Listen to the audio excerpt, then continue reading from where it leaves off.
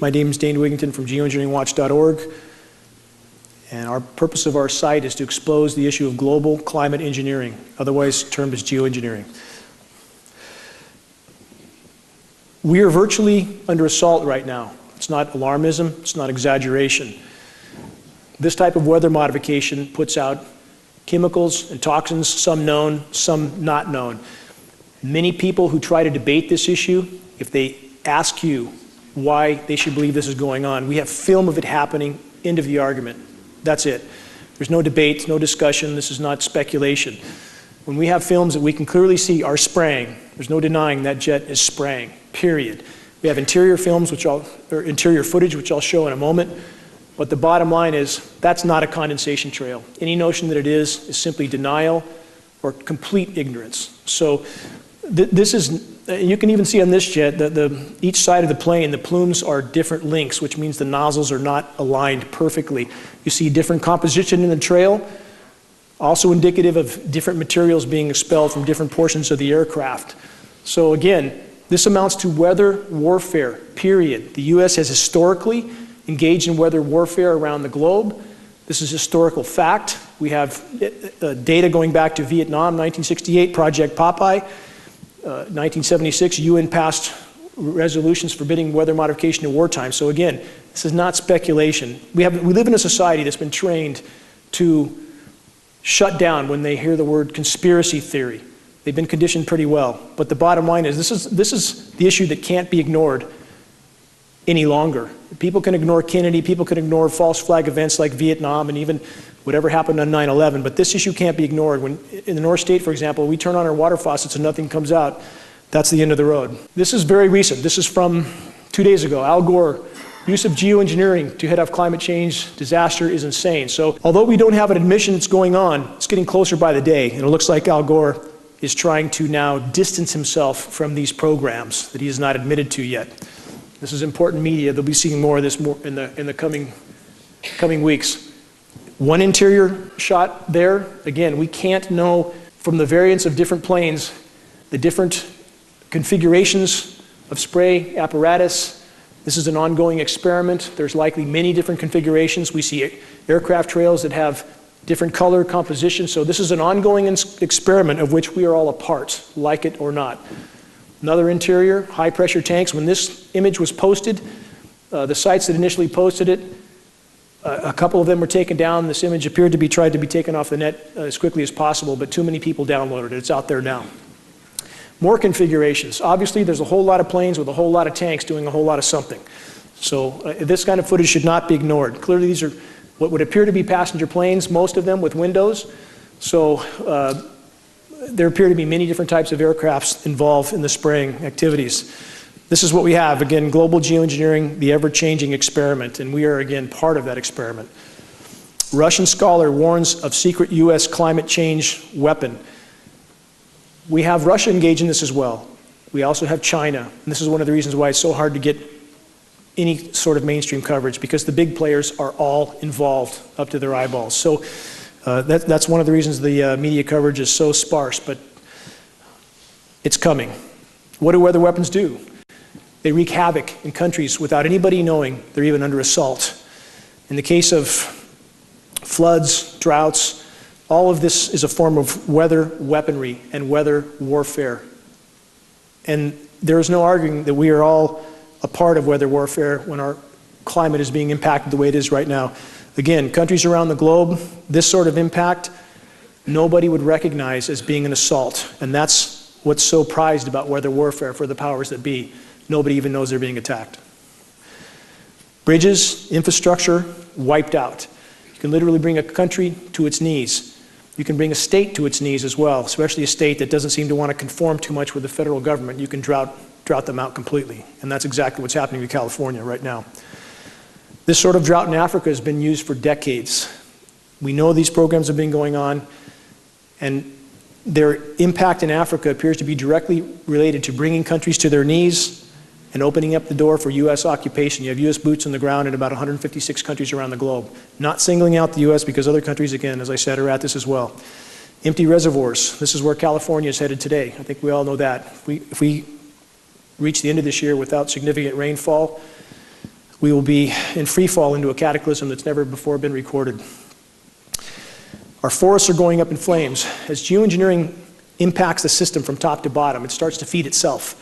As you cut off the moisture for boreal forests, which are the lungs of the planet, the terrestrial lungs of the planet, and they begin to burn, that feeds into the entire climate cycle and begins to tilt it even further off scale. So this is a non-linear equation. Once it starts to tilt, it tilts faster and faster.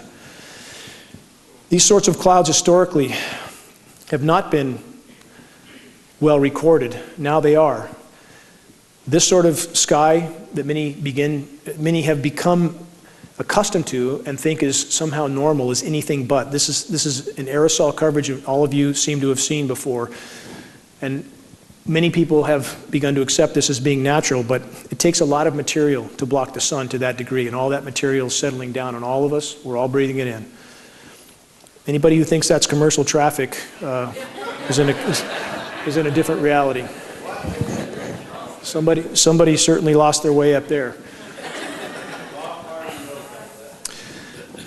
Another scene looks like something from another planet. Again, this is something that people, it's come on so slowly that many accept this as being normal and natural when it's anything but.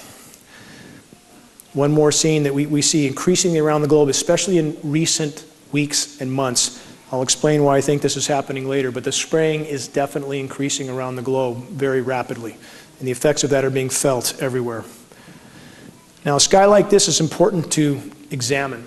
Many people would think there's no spraying going on, but if you look closely, you'll see what looks like layers of plasma in the sky. Days with high pressure domes like we have now over California, this is not uncommon, especially if you look toward the west in the evenings. These shorter trails that are very bright are still aerosol disbursements. They make the sky silvery white. We believe that these sorts of disbursements are related to making the air more conductive, which makes the ionosphere heaters, HARP, of which there are at least 24 around the globe, major facilities and many other smaller ones.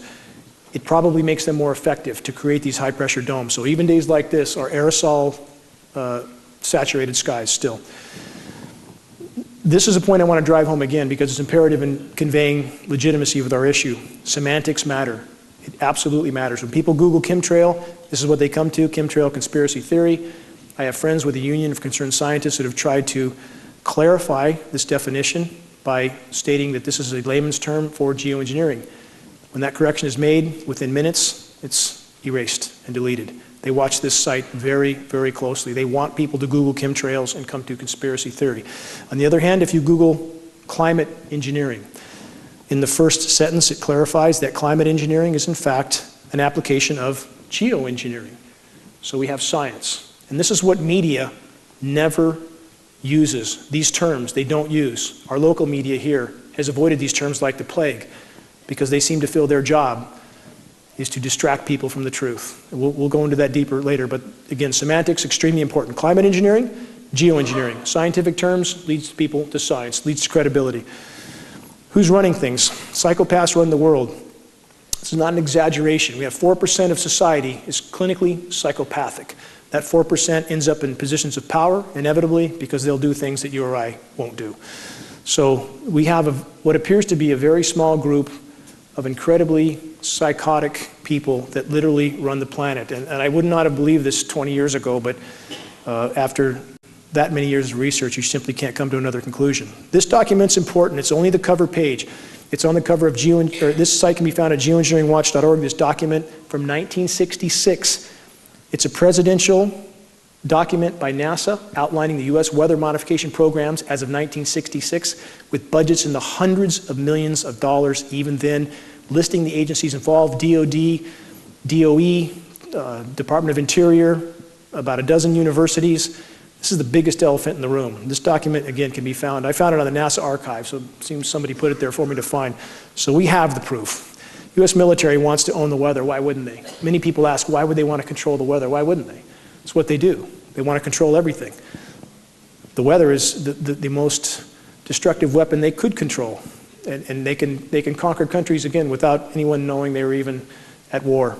These little bright dots you see here are smaller radio frequency transmitters of which there is an unknown number that appear to be a part of these programs. It's not just the major facilities like HARP You have a great deal of smaller facilities there too. Stealth terror, weather warfare, and the end of America. Again, weather modification is a very covert weapon that rulers can use against their own populations to keep them in conformity. We seem to be immersed in that right now in California. Weather warfare, beware the U.S. military's experiments with climatic warfare. Yet one more warning. There's ample documentation on the ongoing weather warfare, even from diplomats from other countries. Here you have Iran. Vice President claims country's drought is part of the weather war on the Islamic Republic. You've had also the president of Iran on the floor of the UN twice trying to raise the alarm that his country was a victim of weather warfare. Our media does not cover it. Global warming drought linked to weather warfare. This has been going on in Africa, as I stated, for a number of decades. The more they spray, the less it will rain overall. It's important to remember that. We're not talking about cloud seeding to create rain. The more aerosols there are in the atmosphere, the less it will rain overall. Yes, you'll have deluges from moisture that wads up in some place and comes down because of a lot of convection, but overall, it diminishes global precipitation. 15 military leaders who say climate change is a national security threat. Of course it's a national security threat, especially when you're engaged in covert warfare with countries around the globe, literally ripping the climate apart. It's bound to become a problem. Shouldn't take a rocket scientist to figure that one out. Russia urges UN climate report to include geoengineering, and they did. The IPCC last September included geoengineering in their report, finally. Not admitting it's going on, but now the lump is a little bit too big to fit under the rug. And it seems Russia, at least for reasons that we can speculate on, is trying to shine some light on this issue, perhaps because they're realizing that if these programs go on, the whole ship goes down. U.S. climate change procedure based on UN's geoengineering governance and technology policy. This is just one of many documents that outline the global governance of geoengineering. None admit these programs are going on, yet we see the full apparatus for their governance. There should be one more red flag that these programs exist. Public engagement on solar radiation management and why it needs to happen. You do have some now in academia who've shown enough spine to decide that the public should know. What a novel idea, that we should know we're being sprayed like lab rats. So at least we have a few starting to speak out. Global warming versus climate change. This is also important. The term climate change came into play in about 1998 when we had the warmest year on record.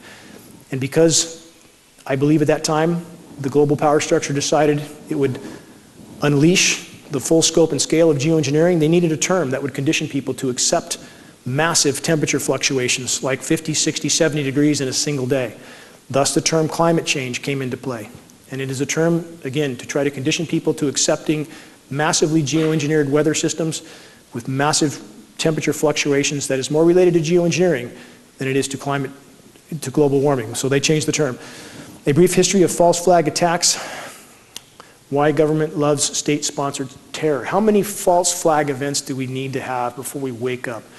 Vietnam, the Gulf of Tonkin was a false flag event. We have a dozen other false flag events. This is business as usual.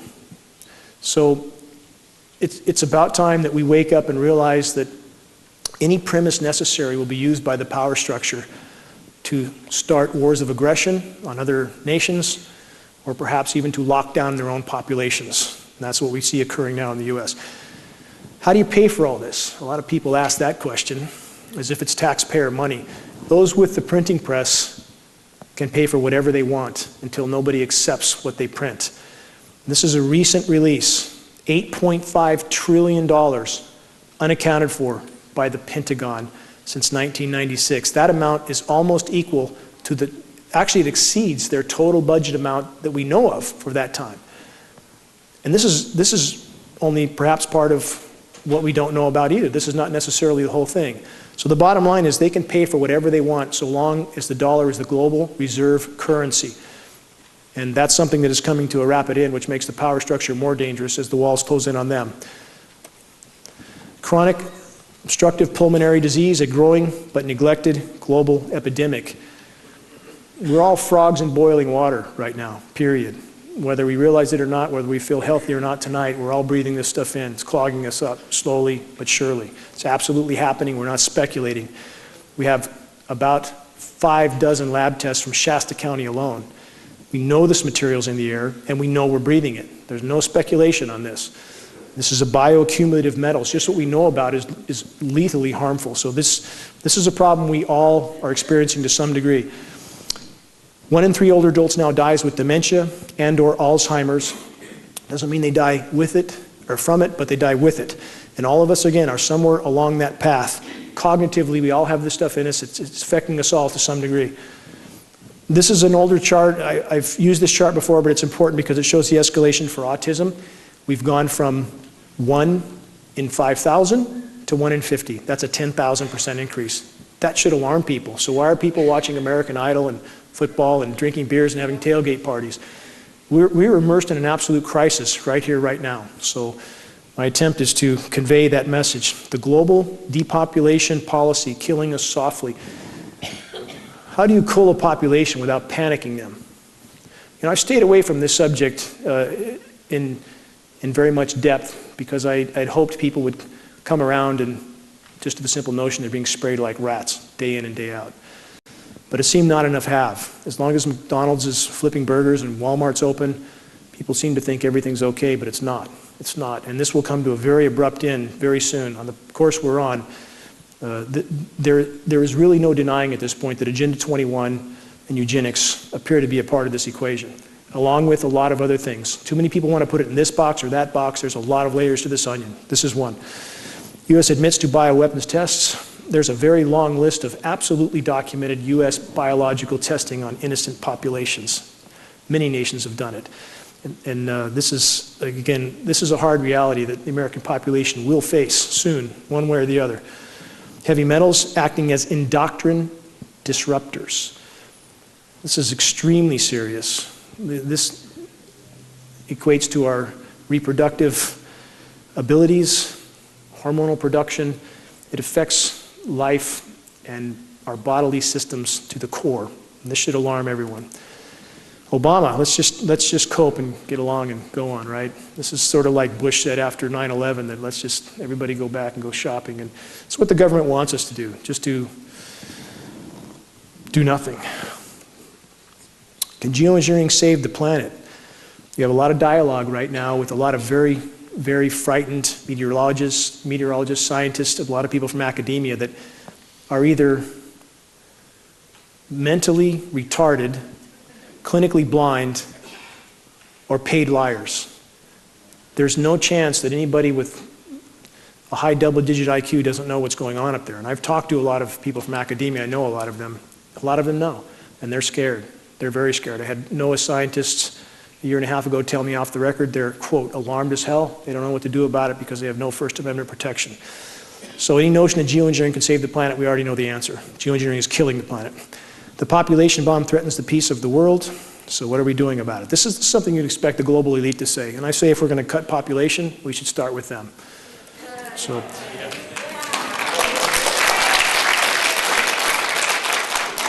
and this is their motto, the eugenics, the foundation of globalists. It's always been the case. We have David Rockefeller on the record stating that 95% of the population needs to go. And a lot of people have never seen these quotes, but they exist. So it should not be hard to connect the dots here. And at this point, we are all not only expendable to them, but we are a liability to them. It's something we need to remember. Plankton, the base of ocean food web, in big decline. There's a lot of ways to cool populations. When populations don't have anything to eat, they tend to die off. And right now, plankton stocks globally are about 50% declined. This is of immense importance. Plankton produces 50 to 60% of Earth's oxygen supply. Media's not reporting on this. What do they report on? On CNN, they'll grab some drama out of a hat, of which they probably have 1,000 more just like it. And we'll hear about 1 or 2 dramas for the course of weeks on end, while we have the house literally burning down. No plankton, no fish. We had the anchovy fleet return to the Pacific Northwest with no fish, 0, this last fall. So the food chain is breaking down right now. We're seeing marine life wash up on the shores of Western North America, now in Texas. Some of this may be related to Fukushima radiation, but I think at this point still the majority related to a food chain that's collapsing. The bees, what about the bees? Is it farm chemicals? If it's farm chemicals, why are the bees just as dead 1,000 miles into the wilderness? Try to tell people this that are in the bee community. I've tried. Most won't listen. I've talked to some of the head people in the country. They want to stay in their cocoons. They've been taught and trained that unless it says in their peer-reviewed, establishment-approved manual that there's something going on in our skies, then it literally doesn't exist in their reality. The bee collapse disorder appears to be most directly related to geoengineering and the radio frequency signals. One more article, A World Without Bees. Einstein said, 4 years after the bees disappear, so will humans. We're on that track now. There are so many directions that the walls are closing in factors that lead back to geoengineering. So many roads lead back to geoengineering. Statewide king salmon decline points to outside forces, yet again, that I've just named. When you have no basis to the food supply, when you have an ozone layer that has been torn apart by these programs, excessive UV killing the plankton, food chain collapses. Right now, global pelagic fish populations are down 95%. It's not going to be long before there's nothing caught out of the sea. That's hard fact. Species extinction rate. If you can see the graph there, it goes almost straight up. I've been over this figure before, but it's important to repeat. We're losing about 200 species a day. 200 a day going extinct. You hear a lot of people say that, well, that's normal. Species go extinct. That's 10,000 times normal. It's 10,000 times the background rate. Nothing normal about that. This is something that most of you probably haven't seen. It looks like a golf course. It's actually algae. This is the ocean. And you see people up on the beach behaving as if nothing's wrong. This is in China. Massive algae blooms are literally matting the ocean several feet thick. Those oceans are dead.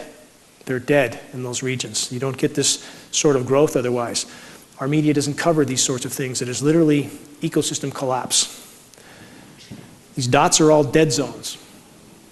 There's over 400 dead zones around the planet right now, some as big as 10,000 square miles. These are anoxic zones where there's no oxygen in the water. Everything dies. These zones are expanding. Again, media is not covering this.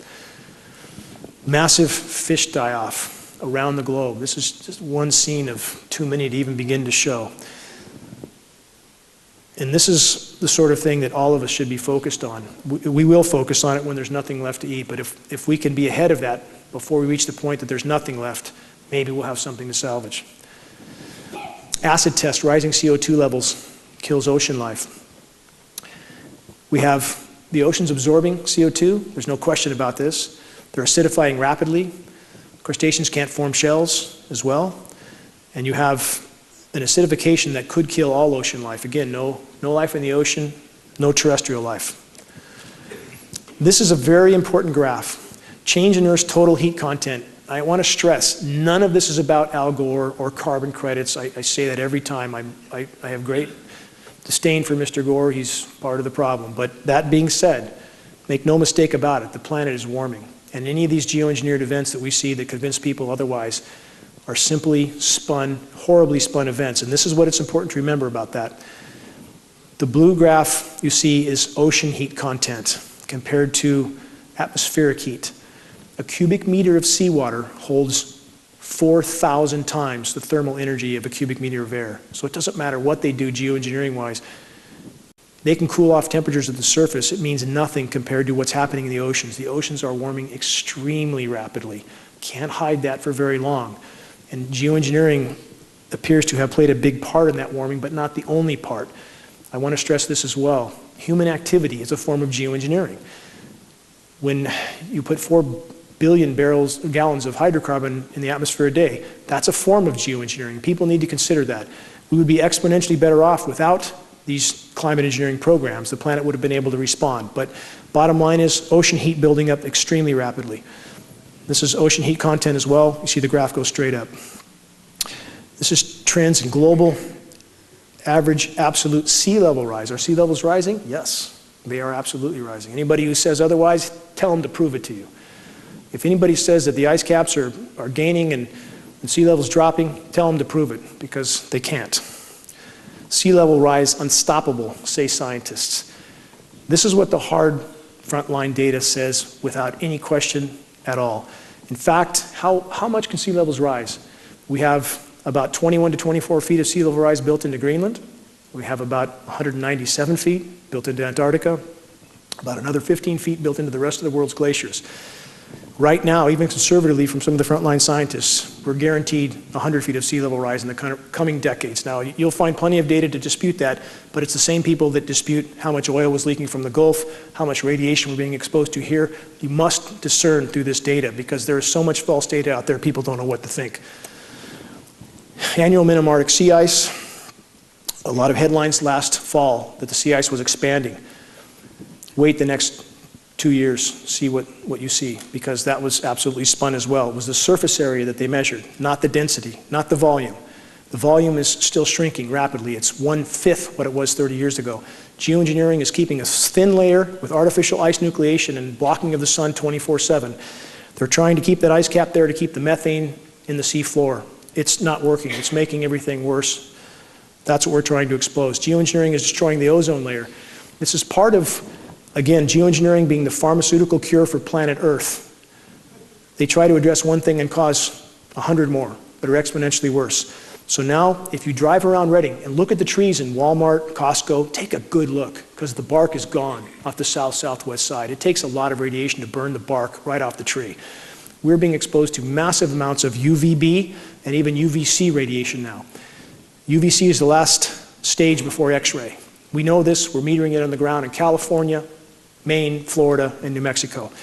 This is a penetration of UVB into the ocean. I talked about plankton dying, correct?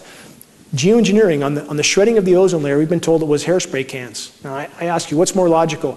Is it hairspray cans or military tankers dumping 100 tons at a shot up there, flying 24/7? They've been at this since at least the late 40s.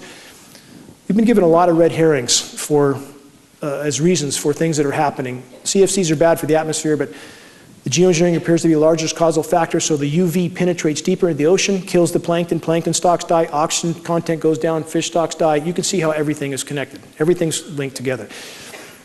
This is deviation from normal temperature map. This is over this is between 2008 and 2012, and the orange-red colors show increases from the 30-year average over that time. You see a couple of blue spots in Antarctica, but that's about it. So this is the true overall global picture. You see some blues off the coast of North America. If you look at that, that's where they blanket spray 24/7, shuts off our moisture. This isn't the first-year drought, we're in our 6-year drought. So from 2008 to 2012, they blanket sprayed the Pacific, we think in an effort to stop El Nino, to stop the El Nino event from happening, because that would have made global warming even worse. But what does that do to the rest of the planet when you shut off one of its natural mechanisms? So that blanket spraying all over the Pacific, it cooled the surface temperatures off there. But at what cost? At what cost? If it's killing everything inland, was that really a gainer? I don't think so. Now this is a current map right now. This is through, excuse me. No, I'm sorry. This is an older map, but it shows a sequence. I'll show a newer one here. When you see a map that's that imbalanced, it should be a red flag. That can't be created naturally, where you have half the country frying and another half below normal temperatures. So the darker colors are various stages above normal, the middle being maybe 20 degrees above normal. You throw a rock and you're in below normal temperatures. This is a recent GIS map. Now, this is important to look at this map. As you see the blue colors over Canada and the eastern US, that's where heavy, heavy geoengineering is occurring. Geoengineering can and does cool massive regions temporarily at the cost of making the overall warming worse. So you have jet stream manipulation that pushes Arctic air down. You see even the Arctic is much warmer than Canada and the eastern US. So they can cool regions, make a lot of headlines. What's the real picture? That's the real picture. Global temperature records. Again, no downward trend there. Another GIS map, ocean temperatures, everything far above normal overall. If you look through the headlines and you start looking at global news, you'll find out it's a very different picture than our media is painting. And this is important to remember. Did the media originally paint the picture of global warming? Yes. Did they have an agenda for that? To saddle us with taxes and all sorts of burdens? Yes, they did. But now I think things have gone so far, they have definitely changed directions. They've doubled down on geoengineering, and now they're trying just desperately to hide the fact that a runaway greenhouse event may be occurring right now. Because if you look at the media right now, They are definitely not pushing a warming agenda overall. Weather Channel, it's like their goal, their marching orders is to make it seem as cold as possible. And so there has been a directional change with what the media is doing. They changed their plans as well. Another GIS map, overall warming. This is ozone depletion, 84 to 97. The globe on your right shows massive depletion during that time. There's a massive northern hemisphere ozone hole, not speculation. Canadian scientists have been threatened with termination from their jobs if they talk about this. They're trying to hide it, and people feel this sun in their face and they think maybe they're just getting older. No, the UV is exponentially higher than we're being told. UV rays, this is an important graph as well. We're told by all major metering agencies that 95% of incoming UV is UVA. This is the first presentation I've done where we've had actual solid metering behind us. That means 5% is UVB, that's the more harmful band. We now know that at least 60% of incoming UV is UVB, 60. That's a 1,200% increase in UVB. As I said, we're actually getting UVC, the last stage before X-ray. We are told by all major agencies UVC stops 100,000 feet up in the atmosphere. Not anymore. These are trees from Costco. They all look like this. Bark's gone. Trees look horrible. Nobody seems to notice, but they'll notice soon enough when there's no trees left. Dead branches sticking out everywhere. This is a typical stress response when trees have too much radiation. They start dropping branches, they start dropping foliage. We're seeing it all over the forest. Drought is only one issue. The excessive UV is absolutely another. More trees from Costco, burnt bark. Well, this is the road we're on, and a lot more of our roads look like this now. When I moved up here 10 years ago, you couldn't find many. The forest was green and lush. Not so anymore. I live in a forest. I've grown up in a forest. I spent my life in forests. It's deathly silent there now. This is a map that's still applicable, even though this is an older map. You see the western U.S. is in protracted drought, while the eastern U.S. is now getting excessive moisture. As they try to create artificial cloud cover, it tends to migrate the moisture. So the moisture that comes over us is aerosolized. The storms come late, if they come at all, almost no moisture, and they migrate that moisture further east, where it comes down sometimes in a deluge. So you get half the country in drought, the other half with excessive rain. How climate change makes wildfires worse. This is the sort of article that completely ignores the elephant in the room. Again, what about geoengineering? And on the fires in 2008, we know that during that week, you guys all remember the fires in 2008 probably, we know that NASA's mobile DC-8 lab was doing monitoring testing during that week. What kind of testing is that? That lights a country ablaze and impacts countless lives. Is this just a game for them? Is it a game to treat the atmosphere like a physics lab? That was a test of some sort in 2008. So where are the climate scientists, and how can they be so completely oblivious to a raging elephant in the room? And this is where articles like this don't acknowledge that. Unprecedented storm sparks California fires. This is referring back to 2008, as I just went over.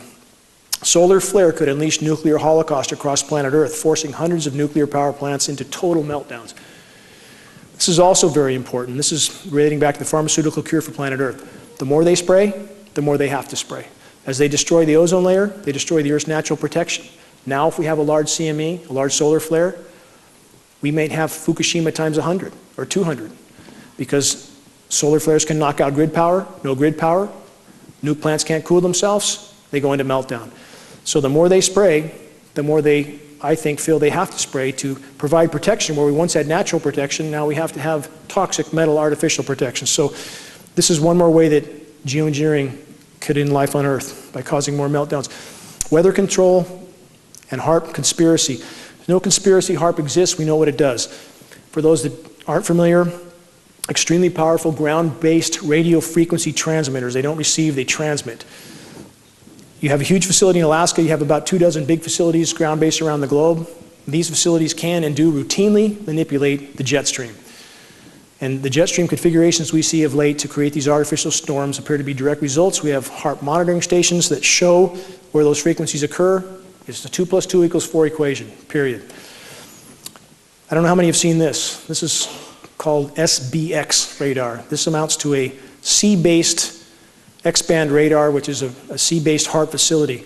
It doesn't even look real. It looks like something out of a science fiction movie. And this is what happens when you have unlimited funds and nothing else to do but to experiment on planet Earth. So now you have these facilities around the globe as well. This is how HAARP is affecting the global meltdown, HAARP and geoengineering. These are ocean currents.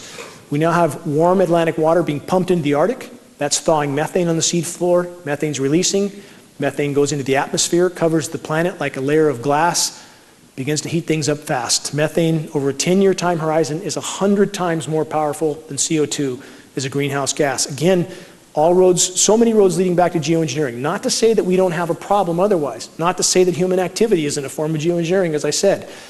But geoengineering is like trying to put a fire out with a bucket of gas. It simply can't work. Jet stream configurations, this is important to look at. You see these radical swings, these radical dips. It appears to be what they're doing to cool the East Coast.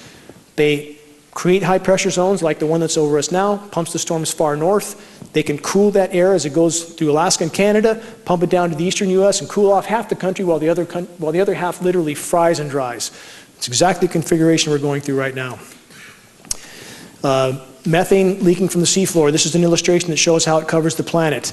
You have hydrates that leak through the seafloor up to the surface. They acidify the ocean on their way up, and then they go into the atmosphere where they start to cover the planet. This is methane release from, this is what the scientists on the front line that are willing to speak honestly. Biggest story of 2013, methane release. To give you an idea why methane is so important, there's enough methane in the reservoir that you see here in the Arctic, the Laptev Sea. There's enough methane there to extinguish life on Earth many times over, many. If this methane gets into the atmosphere, it's game over. It's that simple, it's game over. It's starting to happen now. If geoengineering doesn't stop and the planet's not allowed to respond, I think we have no chance. Global warming and the Gulf Stream. Our atmospheric pollution roadway to subsea Arctic methane-induced climate hell. Again, more stories that are not being covered by media. This is an issue that will change our collective reality quite quickly. You'll hear about this soon enough. This is methane also. You see the graph goes straight up. No secret that it's increasing rapidly. CH4 is methane. This is an important globe, paints a good picture. 2013, January 1st to 11th, on your left. 2014, on the right. You see much, much more color on the 2014 map. Methane's releasing very rapidly. To give you an idea, for about the last million years, methane was never over 700 parts per billion. About 9 months ago, it went up to 1,800. Now we're seeing spikes up to 2,350, 2,500 parts per billion. Radical escalation. I mean, unlike anything that's happened in far more than the last million years. So this is a very pertinent issue. Helping the geoengineers to sell geoengineering. When we don't understand what's happening with the climate and we go along with some headlines and we take headlines as a source of information, right now, that's what the geoengineers appear to want. Why is the US government trying to control the contents of scientific journals? They want to control scientific journals because that's how they control the scientific community. That's how they create the illusion of agencies like the EPA and other such agencies that we're led to believe are there for our own protection, that we're led to believe would tell us if something's wrong. Couldn't be further from the truth. Absolutely couldn't be further. So as they control universities, which they do now quite well, they control the major peer-reviewed manuals. So you can have things like this happening in our skies, completely obvious in your face things that the scientific community will not acknowledge. And when you try to corner them and acknowledge this, I was on a radio show with Simon Donner, one of the world's most recognized climate scientists, and when cornered and asked about these programs, he tried to make the case that no matter how much it looks like they're spraying, he said, I know they're not. And when I asked him how as a scientist, he could possibly say that he knows there's no spraying going on, click, I'm off the air, that fast. So this is what you have. You have a completely controlled system, and that's why we can have things like this happening without any media acknowledgement, any academia acknowledgement. HAARP again. Now, HAARP, I want to go into what HAARP does in a few other scenarios. So that's another picture of HAARP. It's a very ominous and very, very dangerous installation. It's literally ripping holes in the atmosphere. Here you have a HARP signal. That's why I showed that image again. Now, that big, bright area over the eastern US, guess what that is? Arctic vortex. The big headlines that we're all forced to believe that if you walked out the door, you would immediately turn into a popsicle. So, yes, there was cold temperatures, very cold. But for how long? And how historically unusual was this, and was it natural? And when you see the jet stream configuration, and you see these HARP signals that manipulate that jet stream, there's nothing natural about it, nothing. It was designed to create some headlines. They made the most of it. Anybody here who watches Weather Channel, it's absolutely astounding.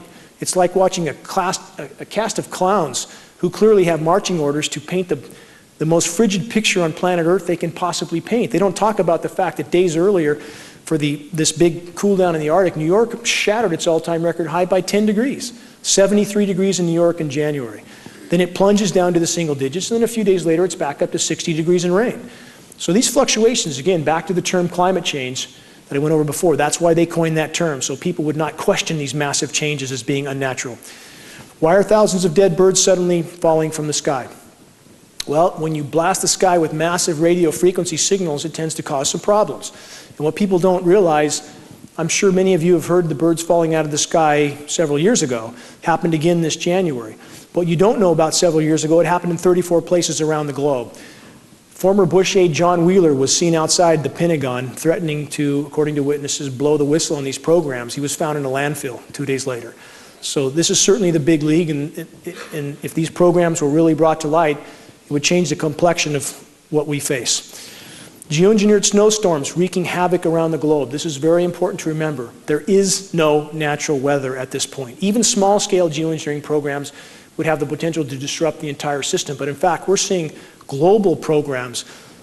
So the whole system has been rendered completely unnatural.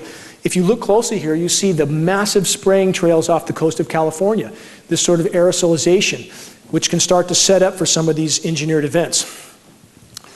Mount Shasta snow holds 1,200 times normal levels of aluminum due to chemtrails, geoengineering.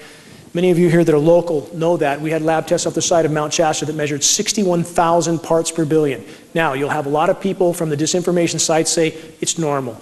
Aluminum's in the soil, it's 8% of the Earth's crust, third most abundant element. It's normal for it to be blowing around and everything. That's absolutely false. Aluminum does not exist in the environment in free form. It is always bonded to other elements. It doesn't blow around in the snow and the rain unless it's been mined and refined and sprayed. So it should not be in our snow, and it absolutely should not be in our rain, but it is. It's also the primary ingredients in geoengineering patents, aluminum oxide. So this should be no surprise. Ice storm, unprecedented interior Alaska meteorologists say, this is only one example, but if any of you watch weather very closely, you'll see ice storms are now normal. Now this parade of winter storms that we have, almost on a conveyor, there's almost always a boundary of ice storm between the rain and the snow. And now the Weather Channel meteorologists are trying to tell us that it's normal to have a warm side and a cold side to a winter storm. Since when? One side is tornadoes and thunderstorms. You throw a rock, you're in snow. There's nothing natural about this, absolutely nothing. So the ice storms now are the boundaries between where they're trying to nucleate, and we can see the aerosol programs going on radar, where they have not cooled the air down enough for this to crystallize while it's falling. It hits the ground before it sets up. So now you have ice forming on everything, and you have ice storms now as the boundary layer between rain and snow as they're trying to nucleate these artificially engineered storms. Very theatrical names. Weather Channel now, this is part of the theater. This is part of, they've changed direction. Now they want to convince us of this horrible cold when it's anything but overall. Yes, they focus on a few areas. They hammer those areas again and again. They'll create a few snowstorms in the same place over and over while the rest of the world is going to meltdown. So this is their theatrical storm names here. Very unprecedented jet stream movements. You see configurations like that, historically completely unnatural. It's how they push and pull air masses around. Now, this is typical of what we see in this parade of winter snowstorms in the east. Very high pressure in the west pushes the jet stream up and over us. We bake and dry out. They'll push some cold air down. They'll pump air up from the Gulf. Combine the two. You'll have an ice storm layer in between, and you'll have snowflakes on the top. And this is important to understand with ice nucleation. We have patents for this. We're not guessing, we're not making this up. NASA even has a patent, artificial ice nucleation for weather modification. Ice nucleation is a very, very interesting science. It's called an endothermic reaction. When you mix, for example, barium hydroxide, we know we have barium in the mix. Barium hydroxide and ammonium can drop temperatures horrendously, up to 100 degrees in a lab beaker. What they can do with chemical nucleation is absolutely astounding, and we know these materials are in the frozen precipitation that comes down. Another unnatural jet stream, again, this is how they create these artificial snowstorms. These are unnatural configurations, but part of the way they do this, again, if they allowed the moisture to flow across us, across the Pacific, that's warmer moisture. It inhibits them from doing what they're apparently trying to do back east. I'm not saying this is the only goal for these programs, but it appears to be one. This is a great example of a nucleated snowstorm. I don't know how many of you heard of this. 100,000 cattle feared dead after early South Dakota snowstorm. October 4th, last year, up to 100,000 cattle died. How did that happen? When we had temperatures that were in the 40s. How do cattle from South Dakota die with temperatures in the 40s? When you have an endothermic reaction like I just described, how do you have snow at 56 degrees? This is right off the AccuWeather site. Did the laws of physics change? No, they haven't. It's just geoengineering and weather modification. So if you have 4 feet of snow in early October at 45 degrees, that's not going to kill cattle. But if those cattle are encased in this snow and there's an endothermic reaction and the temperature on their hide might be 20 below, that'll sure as hell kill them. So we have an event that the media almost tried to sweep under the rug. There wasn't much coverage about this. What about the weird ice boulders that wash up in Lake Michigan? This just happened for the 3rd time in as many years. This is historically unprecedented. 75-pound ice boulders floating all over the lake. How does that happen? It happens from artificial ice nucleation again. As that chemical reaction forms a nucleus, it tends to keep freezing all the way around it. So you end up with this, and the Weather Channel will explain this away. They come up with terms that try to make the unnatural seem natural. So this is a phenomenon that we've just seen again a few days ago. This is an important map because this is the map for the snowstorm I just described in South Dakota that killed 100,000 cattle. Take a good look at that map. You can't find a map like this now because I think things like this were so glaring that they try to keep this from happening. Weather channels changed all their graphics so they don't have maps like this. How can 100,000 cattle die in South Dakota when you have temperatures of Chicago, 85 degrees? You had, this is from the same time, you had 89 in Kansas City. How can you possibly have an event like that? How is that possible? And it shows snow right there at 44 degrees, snow at 36 degrees. They don't put these maps out now because it's pretty damn obvious and they know people are looking. Again, this is back to California, back to you and I and our families. This is about as unnatural a map as you could have. California looks like a target because it appears that it may in fact be. 3 possible scenarios here. California's a climate sacrifice zone, which means for whatever they're trying to do back east, we simply are thrown under the bus. That's one scenario. 2, California's a target, perhaps bringing the agriculture to its knees, taking water rights. There's a lot of possible angles there, right? There certainly is. They're pretty obvious. 3, and probably the most likely scenario, is both of those scenarios. So we see something that's completely unnatural, frying in the west from a high-pressure dome, while the rest of the country is cooler. Same thing. Now this is the map for our period right now. This map covers till the 23rd. I've never seen a map like this. 30 years of looking at meteorology, I've never seen anything like this. How can you have half the country virtually frying and the other half below? How is that possible? It's not possible based on historical natural weather patterns. This should alarm people. That's 6 tiers above normal. That indicates temperatures over half the country that are 15, 20 degrees above normal. You don't hear the media talking about this much. That's a NOAA map. Now, back to the rainfall. How does that happen? Most of the country you see with above normal rainfall, another big bullseye right on California of no rain. The colors over California, that shading means increasing degrees of no rain. So here we have again, California looks like a target. Well, even Alaska has excessive rain. The rest of the country has rain. Nothing for us. Aerosolization off the coast of California. Anybody who thinks that's natural, again, needs to get therapy. I mean, that's about as unnatural as it could be, and we see this, I mean, almost constantly. Aerosolization off the coast. And this disrupts the hydrological cycle. It disrupts the rain cycle, period. This illustrates again what I'm talking about. Massive high pressure, they pump the moisture completely up into the Arctic Circle where they cool it down and push it back down and cool parts of the country while other parts fry. Again, California, at minimum, a climate sacrifice zone for the experiments they're carrying on further east. New release concern is IPCC bangs the drum for geoengineering. If these guys don't know this is going on right now, they absolutely don't deserve to be called scientists. And for them to try to paint the picture that geoengineering is going to save us when after 60 years we know that it's literally pounding the nails into our collective coffins is absolutely ridiculous. This is interesting as well. Carnegie Science Global Ecology. What this is, Caldera Lab Research. Ken Caldera, one of the world's most recognized geoengineers. What a surprise. He's planning on making some money off of geoengineering. So he puts out a report paid for from Carnegie Science, which is paid for by federal money, that says geoengineering would grow more crops. Anybody in here growing more crops with geoengineering? Are your gardens doing well? We can't grow a thing. In fact, I've reverted to growing cactus because that's about all it grows right now. So here you have, again, those within the system trying to put out studies that are absolute nonsense, but they're trying to capitalize off the system. This is important too. Naomi Klein, not her, but the article. Big green groups are more damaging than climate deniers. Where are the environmentalists? Where are they? I've never been so completely disgusted at people who are part of groups. I've met with the head of Sierra Club in this region. I've passed on so much data that's gone apparently in the round file. I've met with other environmental group leaders. Where are these people? Who's funding them and why do they ignore this issue?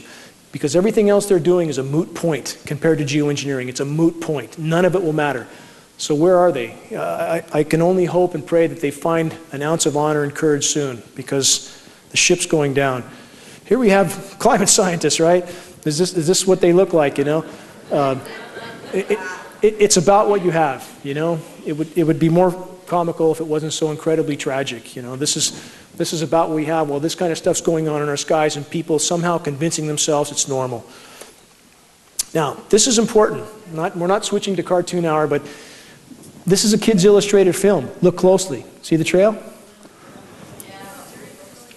This is how you condition kids to think it's all okie doke. Just put it in the cartoons and they'll think it's all normal. How insidious can this stuff be? There we go. You see the trail up top? One down low. Another one, background, two. This is about as low as it gets for society, as far as I'm concerned. Now, how about this?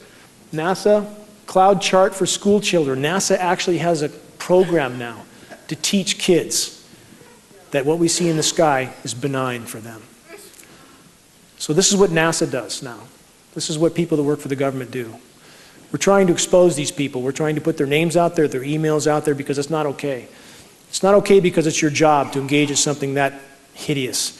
Should we teach them it's okay to chew glass or something else? I mean, what do we teach our kids, you know? And how can people engage in programs like this as if it's okay? It's certainly not. And this is what we face. I mean, it breaks my heart to think about the amount of kids now that are on inhalers. They can't breathe, they can't play, they can't do sports. And what about the buildup? It's not like it's just a temporary inconvenience. This stuff is building up in their systems, especially with children. Their systems are very weak, and they can't take this kind of daily onslaught. Is that what keeps a lot of us back? You know, a lot of people that they're simply afraid of being ridiculed. We have to abandon that fear and press forward because guess what? New studies. Conspiracy theorists sane, government dupes crazy and hostile. This is an actual psychoanalysis of those who question the official story are clinically, exponentially more sane than those who tenaciously hold to the official story. Guess who's sane? We should think about this. No matter how much we feel ridiculed, it's not the case. Microbiologists' death toll mounts as connections to Dynacorp, Hydron, Promise software. This is to make a point. There's been a tremendous amount of microbiologists that have met an untimely demise in recent years. We know that there's a lot of biological testing going on. In the year 2000, there was approximately 40 biolabs that experimented with testing in the continental US. As of 2010, there was 400. They're doing something. And certainly the people that work there that become disillusioned and want to be out of the system, apparently that comes with consequences. I know someone in a lab that actually is funded by Monsanto at a major university. When she's talked about geoengineering, she's told me now she's been pulled into a room twice and told if you continue to talk about geoengineering, there'll be consequences. What does that mean? Weather Channel helping to hide geoengineering assault. Again, there's no chance that these guys don't know what they're doing. In fact, they went into a 5-minute apology after the big polar vortex theater that they went through. A 5-minute apology on air to try to excuse their way out of the sort of theater they put on. So, I mean, at this point, Rothschilds owns Weather Channel, Weather Central, Weather Underground. They have to control the message. The people doing the weather modification must control the message. You have Raytheon does all the weather modeling for NOAA and the National Weather Service. Raytheon up to their eyeballs in weather modification. They have to control the message. They have to put out a forecast, which is really the scheduled weather, in a way that convinces people it's natural when it's not. The Daily Sheeple. Weapons of mass destruction, mainstream media and corporate government pushing America closer to becoming an absolute police state. I think we all know we're headed that direction, yes? And when it comes down, it'll probably come down hard and fast. And the sicker we are from breathing this stuff, the less able we are to stand up. EPA cover-up, very important here. And this is something I know firsthand. I've been in one high-level EPA meeting in Sacramento at California EPA, arranged by a congressional rep, 5 top people there. And I was told to my face, in so many words, the system is rigged from bottom to top, that they are mandated to test for, I wasn't allowed to record anything there, but I was told that they're mandated to test for combustion particulates only. The rest of the sample goes out the window. Doesn't matter what's in it. They don't care what's in the rain. It can be radioactive, as some of it is now. They don't care. So that, again, the system is designed not to show this. They test for, if you're PM10 and PM2.5, the particulate matter they test for. We're talking about particulates that are exponentially smaller. They go virtually untested, virtually under the radar. So any notion that people, and you hear this excuse from people a lot, if this was going on, we hear about it, not true. Let's talk about our local media. The record Searchlight. Drought sure to bring changes. Now, this is a recent article. For 8 or 9 years, I've certainly been screaming locally that the more these programs go on, the drier it's going to get. And here we are. And still local media, in many ways, seems to be doing its best to hide what's going on. Another Searchlight article, this is one I wrote from 2004. And still to date, they have not done any stories on geoengineering, climate engineering, nothing of the sort. So how is it we all know what's going on and media won't cover it? Methane threat, underdisclosed, another article that Searchlight published that I wrote about methane. Has the Searchlight covered the methane issue that is literally an unfolding global cataclysm right now? Not a word, not a word. Shasta board to talk about Jet's metal dumping, chemtrails conspiracy. The man who wrote this story called me prior to it and I said, please don't use the word chemtrails. I recognize the scientific terms, climate engineering and geoengineering. He never used either one of those terms, not one, because they don't want people to find science. They have their own agenda and they don't seem to give a damn about what's going on. And I hope everybody in this room considers what story might come out after this evening's presentation and what sort of spin might come out after this presentation, because people there have not done justice in any way, shape, or form to this incredibly dire issue so far. So it's going to be up to us to hold them accountable, all of us. Can't be done alone. Can't go down and stand in front of the Searchlight and demand that they tell the truth by yourself. It takes hundreds of people to be there, so they can't ignore us anymore. It's going to take all of us to organize to put this on the radar. If we could put it on the radar locally, it would be on the radar globally. Guarantee it. If we could break the ice here, it would cause a fracture that would run around the globe. Also from the Searchlight, what's behind the dry weather? The ridiculously resilient ridge.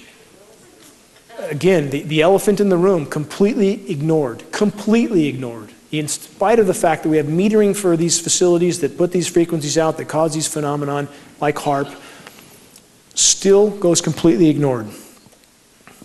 Species loss, again, I want to drive this point home. We are in the 6th great mass extinction now, today. This is not theory. You can verify everything I've said here tonight. We are experiencing species extinction rate at a speed never seen short of meteor impact on planet Earth. We are in free fall right now. Does media cover this? No, they cover some little drama that they pluck out of a hat. Are we doomed? Why civilizations like ours fail? On the path we're on? Yes. Yes. If you rationally analyze data on the path we are on, we have no chance. And there are scientists now speaking out about this. Guy McPherson from University of Arizona is a professor emeritus there. I have high regard for Guy. He's a friend.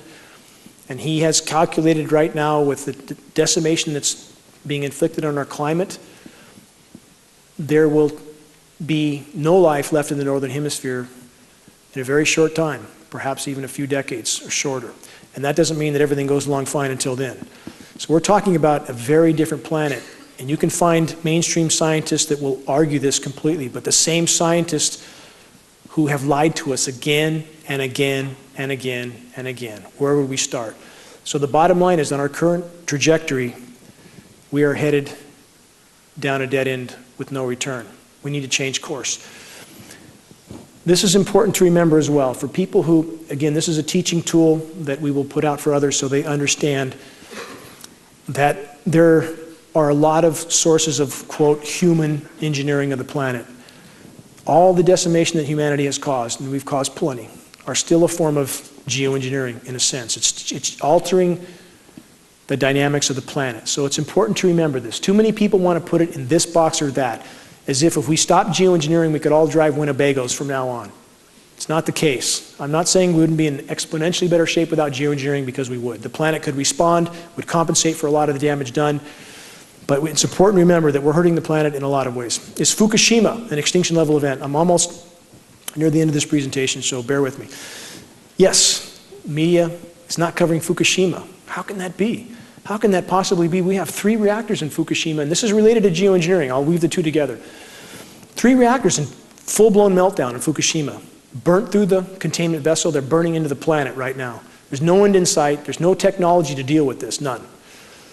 This radiation is coming our way. We've gotten, on the east side of Lake Shasta, 300 counts per minute of radiation about a week ago. It's about 5 times background. It's showing up all over the West Coast. We have 15 tuna that were tested off the West Coast a year and a half ago, all of them radioactive. Why is the media not reporting on this? This should be a glaring red flag, just like the geoengineering. Anything that could make the population a little bit uncomfortable, media does their best to spin it or hide it. And this, as far as human insanity, and people say, well, this is another excuse you hear from people. Why would they do this to themselves? This can't be happening. They wouldn't do that to themselves. Well, why would they do this 2,000 times over? 2,000 nuclear bombs have been detonated on this planet, and everyone alive is contaminated from that. We all have strontium-90 in our bones from these nuclear detonations. Did these guys care when they went into the South Seas and virtually took whatever island they wanted, kicked the populations off, and set up big demonstrations of their power, like kids in a sandbox, like crazy kids in a sandbox? Did that stop them? They do whatever they want. They do whatever they want until someone says no. No. We've had enough. This should be a shining example. The nuclear detonations around the globe, and the fact that they've done it wherever they wanted, almost whenever they wanted. It's no different than geoengineering. And now, with Fukushima, because they're spraying the Eastern Pacific, and that aerosolizes the moisture, it migrates much more effectively on us.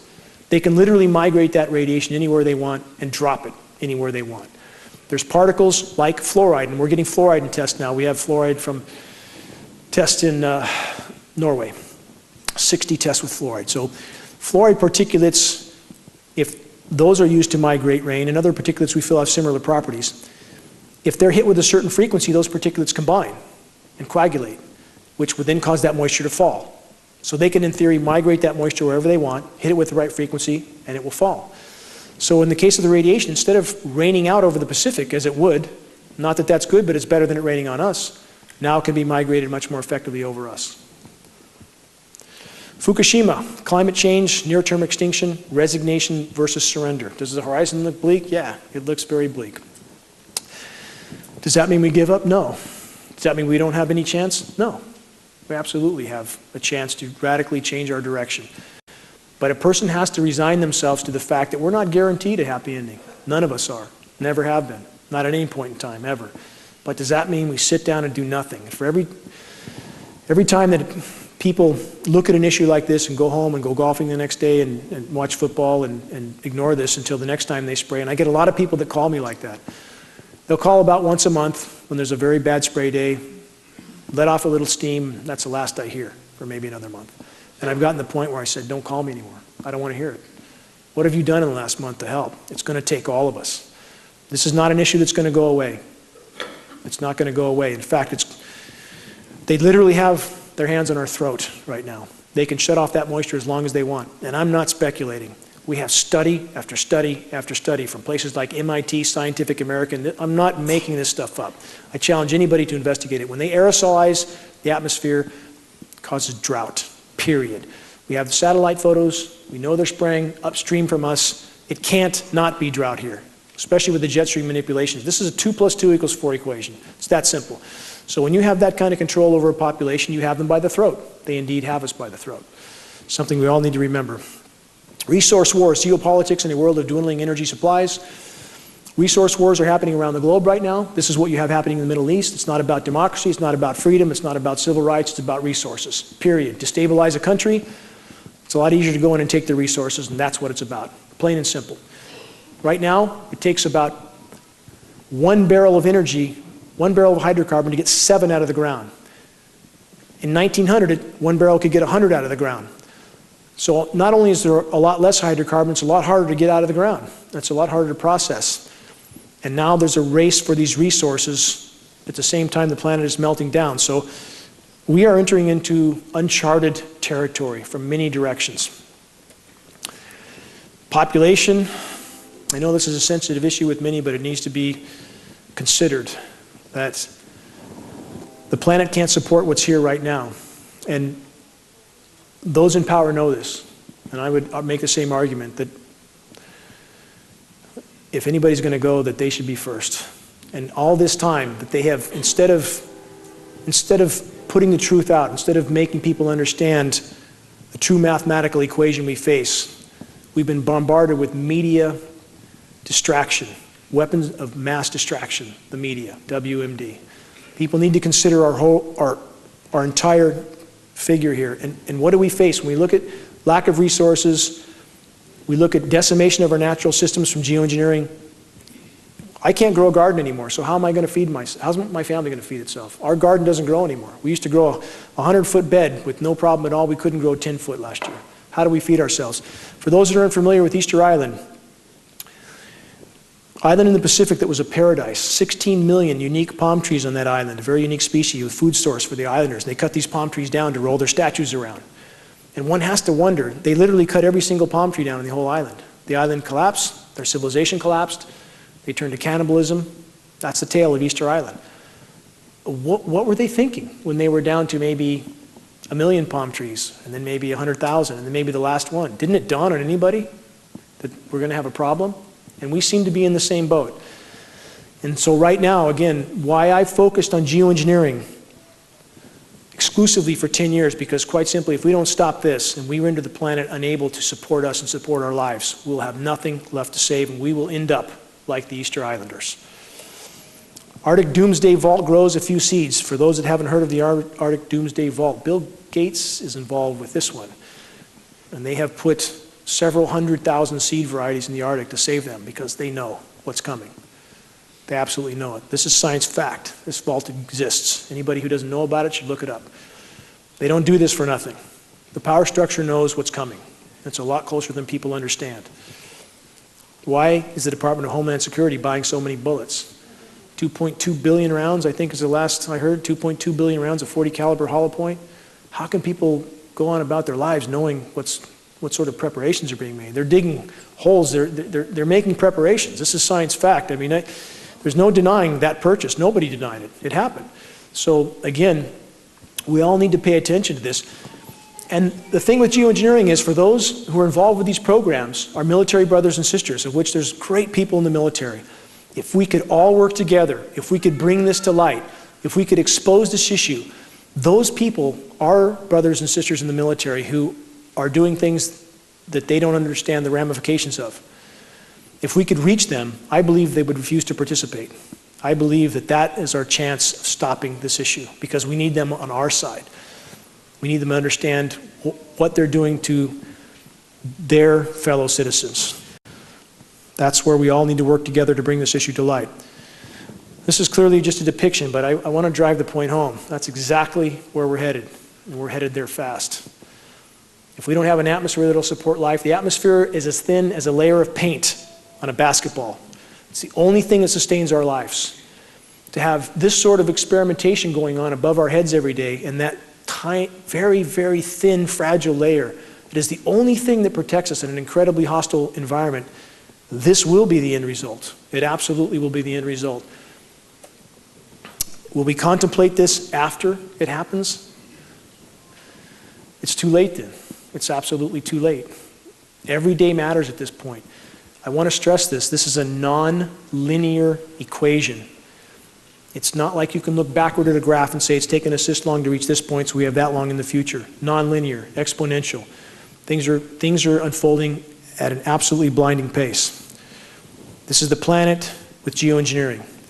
It cannot respond. It cannot respond. No matter how much carbon we put in the atmosphere, we put a lot. The planet has done very well with this much carbon in the past. Sea levels were much higher. That's a problem for civilization, but the planet thrived.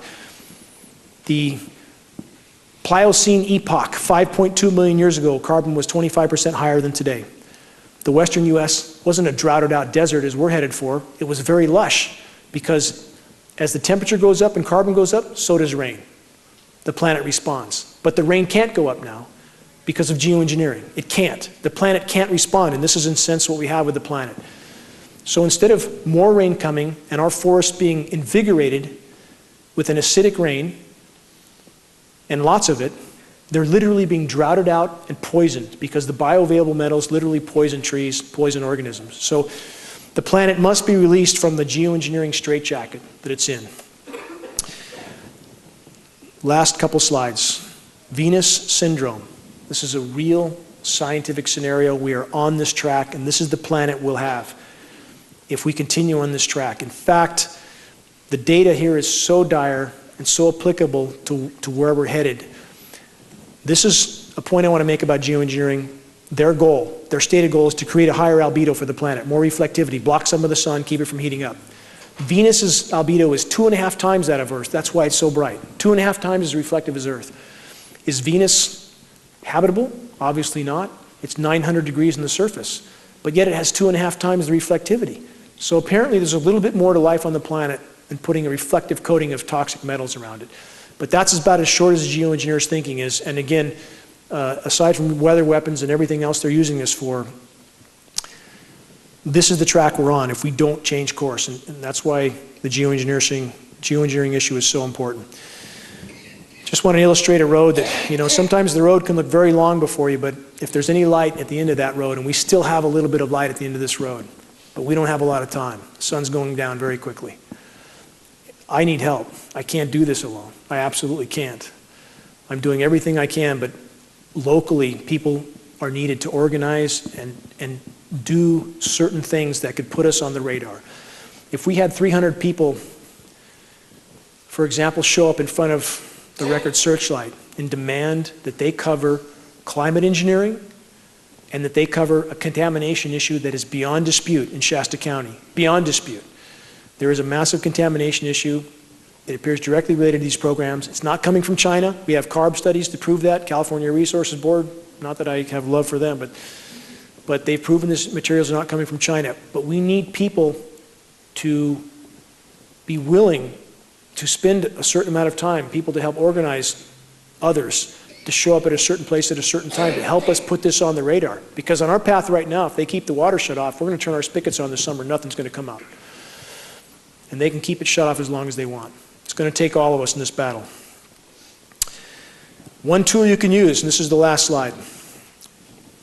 There's a filmmaker named George Barnes He's been here before. He's a good personal friend. He's made a film called Look Up. This is probably the single best film you can use to introduce people to this subject. And if you just refine the process, it's quite easy to invite people over. This film's won 6, 8 awards already. I'm speaking in LA in February for another film festival. I think the film will win another award. It's 45 minutes long. It's very professionally done, narrated by William Baldwin. If you have people over with a film like this and give them some data, DVDs, flyers, it's a lot more credible than running out in the street and ranting and pointing at the sky, which doesn't work too well. When you have solid data to pass on, that works. If you arm yourself with tools, and if people can organize, and we have some very good organizers here with the Roposes and other people that are in this community, this battle must be won. This battle must be won, or all is lost. It's that simple. And if we all pull together, especially in this community where a lot of groundwork's been done, a lot of groundwork, and the local officials don't want to face this, and they've done their best to shrug this issue off, and I think there should be responsibility for that. But if we all link hands and hold them accountable, and we get this on the radar in this county, it would make a difference around the globe. I'm asking for help from everybody as far as raising awareness. And if we could just bring this to the light of day. Everybody asks, what do we do? How do we stop it? Legislation, petitions. If we organized and brought this to the light of day so that those participating know what they're participating in, and everybody from every political stripe knows that they've been a lab rat and a test without their knowledge or consent, if we just got it to the light of day, you would see a shockwave around the globe from these programs. There is no greater crime in human history. I appreciate everyone coming tonight. I hope we'll all organize after this meeting. Instead of going home and writing this issue off as something we've covered, I hope people pull together and that we address this issue. Because if we don't have tomorrow. We literally won't. Our time horizon is short if we don't deal with this soon. Thank you very much.